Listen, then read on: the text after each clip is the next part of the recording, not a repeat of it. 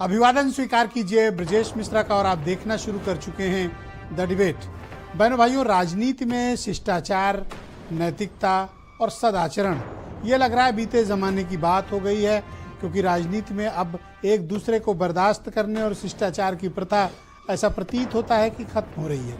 हम बात करेंगे उत्तर प्रदेश के deputy chief minister Brajesh Pathak के प्रति अपमानजनक टिप्पणियां जो ट्विटर पे की गई समाजवादी पार्टी के मीडिया सेल द्वारा, और फिर किस तरह से ये लड़ाई ब्रजेश बनाम अखिलेश हो गई। हम इस मुद्दे पर भी आज खुली और विस्तृत चर्चा करने जा रहे हैं। बहनों भाइयों, एक दौर था जब राजनीति में शिष्टाचार बहुत महत्वपूर्ण स्थान रखता था। नेता एक दूसरे के खिलाफ भी बोलते थे, लेकिन बड़ी संयमित और सधी हुई भाषा का इस्तेमाल होता था।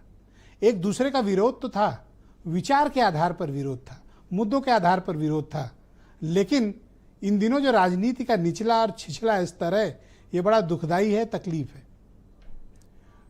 समाजवादी पार्टी के मीडिया सेल द्वारा उत्तर प्रदेश के deputy chief minister Brajesh Pathak के दिवंगत माता पिता के डीएनए और उनके बारे में ऐसी भयानक और घिनौनी टिप्पणियां की गई कि शायद अगर उसको कोई पढ़े भी तो भी उसे बेहद अफसोस और शर्म महसूस होगा। ब्रजेश पाठक के दिवंगत माता पिता को बहुत ज़्यादा अपमानित करने वाला ट्वीट किया गया, और ये काम समाजवादी पार्टी के मीडिया सेल ने किया। इस जवाब में कि ब्रजेश पाठक बार बार समाजवादी पार्टी के डीएनए पर सवाल उठाते हैं, इस पर समाजवादी पार्टी की तरफ से जो ट्वीट हुआ उनकी मीडिया सेल से, वो घोर अपमानजनक था। मुद्दों के आधार पर हम किसी का विरोध कर सकते हैं। अगर ब्रजेश पाठक की कोई बात आपत्तिजनक थी तो उनको उनकी भाषा में जवाब दे दिया जाना चाहिए था, लेकिन किसी के दिवंगत माता पिता पर इस प्रकार की ओछी घिनौनी टिप्पणियां करना, बहनों भाइयों, ये शर्मनाक है और ये बड़ा विचलित करता है, क्योंकि यह स्तर गिरता ही जा रहा है। अब जब बात चली तो फिर ब्रजेश पाठक ने इस पर आक्रामक रुख अख्तियार किया और उन्होंने सीधे अखिलेश यादव से सवाल किए ट्विटर पे। अखिलेश यादव उन्होंने जवाब दिया कि हमने अपनी टीम को समझाया है कि आगे से वो भाषा का संयम रखें, लेकिन उन्होंने डिप्टी चीफ मिनिस्टर को तमाम नसीहतें भी दी, और उसके बाद फिर एक ट्वीट, दो ट्वीट, एक दूसरे पर आरोप प्रत्यारोप का सिलसिला शुरू हुआ। लेकिन बहनों भाइयों, मेरा मत है कि जिस प्रकार हमें विचार के आधार पर तो विरोध करना चाहिए, लेकिन उसके लिए क्या गाली गलौज की भाषा का इस्तेमाल होना चाहिए? क्या एक दूसरे के माता पिता, एक दूसरे के घर परिवार, बहू बेटियों पर, बच्चों पर, पत्नियों पे, या फिर घर के दूसरे लोगों को निशाना बनाकर अपमानजनक टिप्पणियां करने का यह नया चलन शुरू हुआ है? जब से सोशल मीडिया का चलन हुआ है तो जो ट्रोलर्स की भाषा होती है, जो गाली गलौज की भाषा होती है, ऐसा प्रतीत होता है कि वो बड़े नेताओं ने भी उसे अपना लिया है और उन्हें ऐसा करने में कोई झिझक नहीं होती। लेकिन उत्तर प्रदेश की राजनीति में, बहनों भाइयों, ये दस्तूर पहले नहीं हुआ करता था। एक दौर में जब सपा बसपा में बहुत ज़्यादा झगड़ा हो गया था, उस दौर में थोड़ी खटास थी, लेकिन उसके बाद फिर थोड़ा अच्छा समय आया। लेकिन इन दिनों मैं देख रहा हूं कि एक दूसरे को बर्दाश्त करने की राजनीतिक क्षमता नहीं है। ऐसा लगता है कि विषय कम पड़ गए हैं, ऐसा लगता है जनता के मुद्दे कम पड़ गए हैं, और ऐसा प्रतीत होता है कि दोनों के पास भाषा की कमी है, शब्दों का अकाल है, इसलिए गाली गलौज किया जा रहा है। उत्तर प्रदेश के 25 करोड़ लोग, जनता जो नेताओं से अपने अपेक्षा करती है कि वो उनके मुद्दे उठाएंगे, उनकी तकलीफें बताएंगे, सरकार उसका समाधान देगी, अपोजिशन उन मुद्दों को रेज करेगा। लेकिन इन दिनों एक होड़ मची हुई है कि कौन किसके साथ ज़्यादा अपमानजनक तरीके से पेश आएगा। और बहनों भाइयों, ये चलन बड़ा चिंता का विषय है। आज एक के साथ हुआ है, कल को किसी और के साथ होगा। लेकिन नेताओं को अपनी शुचिता का पालना करनी चाहिए, क्योंकि उनके लाखों करोड़ों फॉलोअर्स होते हैं। वो कोई भी आचरण करते हैं या उनकी पार्टी कोई भी आचरण करती है, इसका डीप इम्पैक्ट सोसाइटी पर पड़ता है, उनके समर्थकों पर पड़ता है, कार्यकर्ताओं पर पड़ता है।